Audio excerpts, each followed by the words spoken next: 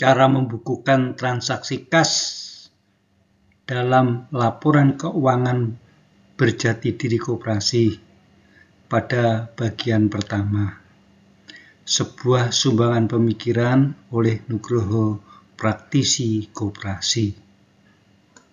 Prinsip dasar laporan keuangan berjati diri koperasi, yaitu yang pertama, laporan keuangan berjati diri koperasi adalah laporan keuangan untuk melaporkan transaksi kas pada transaksi pelayanan koperasi, yaitu transaksi yang terjadi di internal koperasi, transaksi dari, oleh, dan untuk anggota koperasi.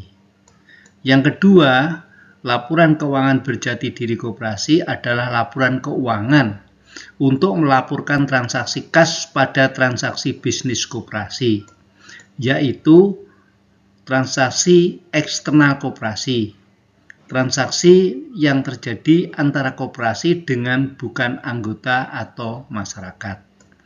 Prinsip-prinsip dasar ini sesuai dengan dasar regulasi sebagaimana tersirat dan tersurat pada Undang-Undang Nomor 25 Tahun 1992 tentang Perkoperasian, PP 7 Tahun 2021 tentang kemudahan, perlindungan, dan pemberdayaan koperasi, usaha mikro, kecil, dan menengah, serta standar akuntansi keuangan yang berlaku. Kegiatan real membuat laporan keuangan berjati diri koperasi.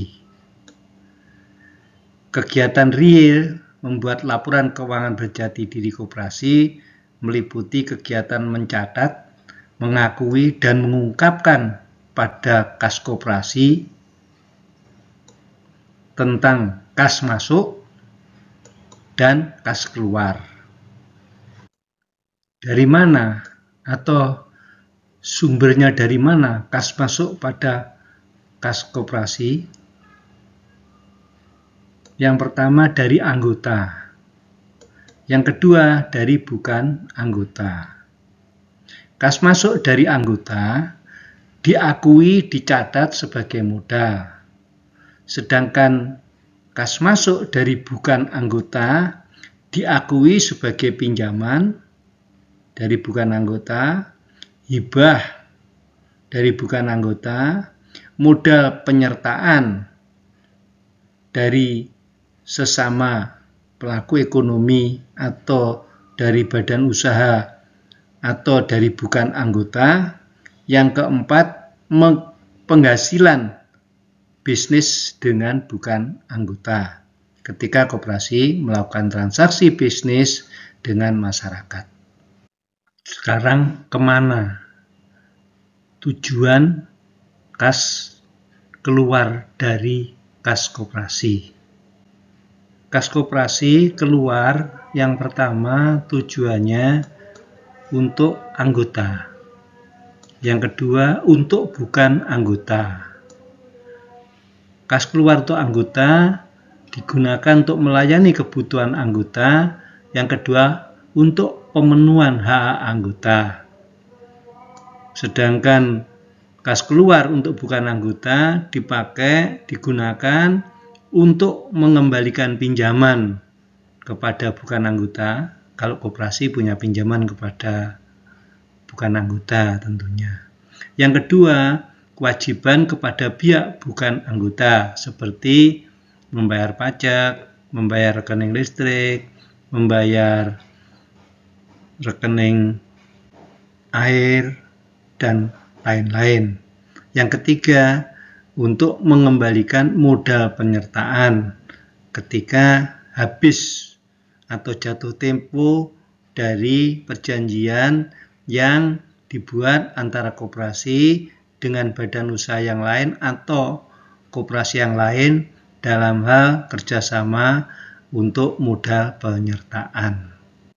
Pengakuan dan penggunaan kas masuk dari anggota. Kas koperasi yang masuk dari anggota diakui sebagai modal. yaitu modal usaha tetap, yaitu modal usaha atau modal tetap, atau dalam keseharian kita kenal dengan modal sendiri yang diakui sebagai simpanan pokok, simpanan wajib, maupun varian simpanan-simpanan lain yang berdasarkan keputusan rapat anggota diakui sebagai modal usaha atau modal tetap atau modal sendiri. Yang kedua, dipakai untuk modal kerja atau modal operasional, yaitu sumber pembiayaan untuk membiayai operasional organisasi maupun usaha koperasi.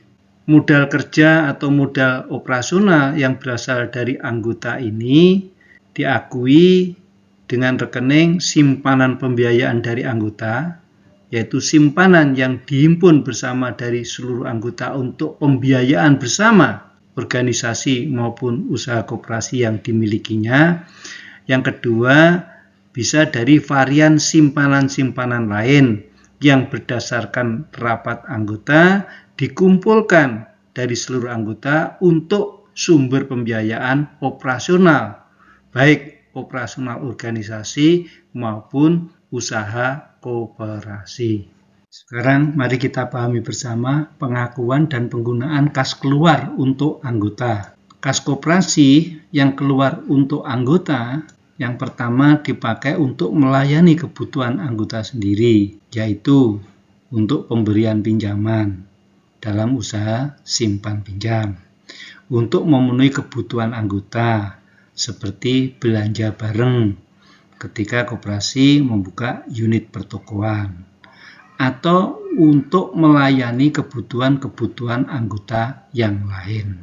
Yang kedua, kas keluar untuk anggota dipakai untuk pemenuhan hak anggota seperti pengembalian simpanan. Ketika anggota keluar atau anggota mengambil simpanannya, maka kas keluar itu dipakai untuk memenuhi hak anggota.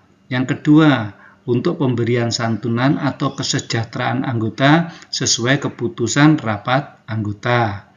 Yang ketiga, dipakai untuk pemenuhan hak-hak anggota yang lain sebagaimana diputuskan oleh seluruh anggota dalam rapat anggota. Sekarang pengakuan dan penggunaan kas masuk dari bukan anggota. Kas masuk ke kas koperasi dari bukan anggota, yang pertama diakui sebagai hibah atau modal penyertaan yang digunakan sebagai modal usaha atau modal tetap koperasi di dalam rangka melakukan usahanya. Yang kedua, kas masuk ke kas koperasi dari bukan anggota dicatat diakui sebagai pinjaman atau dari penghasilan bisnis ketika koperasi melakukan bisnis dengan bukan anggota. Pinjaman dan penghasilan bisnis ini digunakan untuk modal kerja atau modal operasional koperasi. Jadi pinjaman atau penghasilan bisnis itu dipakai oleh koperasi sebagai modal kerja atau modal operasional dalam rangka membiayai kegiatan organisasi maupun usaha koperasi. Sedangkan pengakuan dan penggunaan kas keluar untuk bukan anggota. Kas koperasi yang keluar untuk bukan anggota itu digunakan untuk mengembalikan pinjaman apabila koperasi mempunyai pinjaman kepada bukan anggota, untuk memenuhi kewajiban kepada pihak bukan anggota.